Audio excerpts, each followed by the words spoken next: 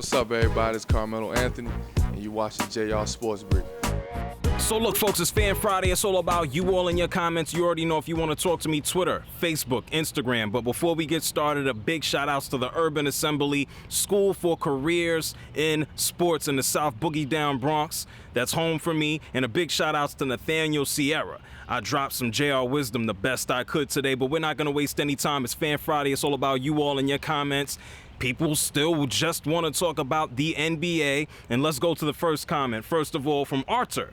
And shout outs to Arthur. He wants to know how I am today. I'm kind of great, Arthur, or Arthur.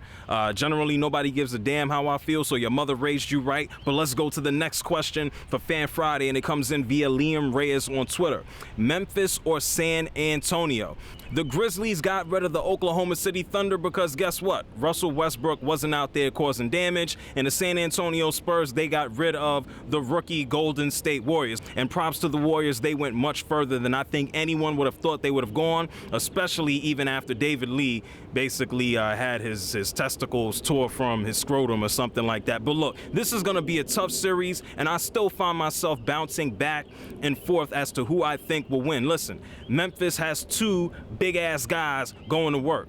Marc Gasol is probably playing like the best center in the NBA right now, and Zach Randolph, people are starting to forget about his jail blazer days. And Mike Conley, he's just putting in all types of work. So I think that's an advantage for Memphis. And when I think about the San Antonio Spurs, they can get in trouble with their front court of Tim Duncan and Tiago Splitter, but at the end of the day, they have super depth, and I'm really leaning towards them when I'm not leaning towards Memphis. So I think we're going to have a 7-game series. I'm going to give it to the San Antonio Spurs. Why? Frankly, because of home court advantage, but I think it's going to go 7. I think we're in for another great one.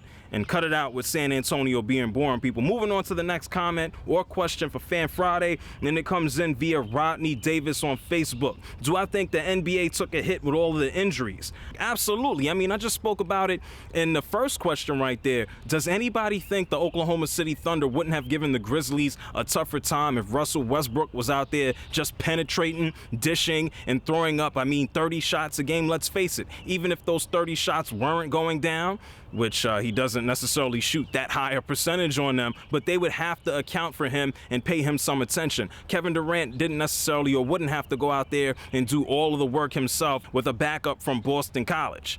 I'm sorry, Reggie Jackson, but that's just how you are. So hopefully for the rest of the playoffs, everybody stays scot-free, no one gets injured, but guess what? That's just the name of the game. Derrick Rose knows all about injuries. He can go on vacation for real now. Next question for Fan Friday comes in via Call Me Alex on Twitter. Do the Knicks have a chance to beat the Pacers at home?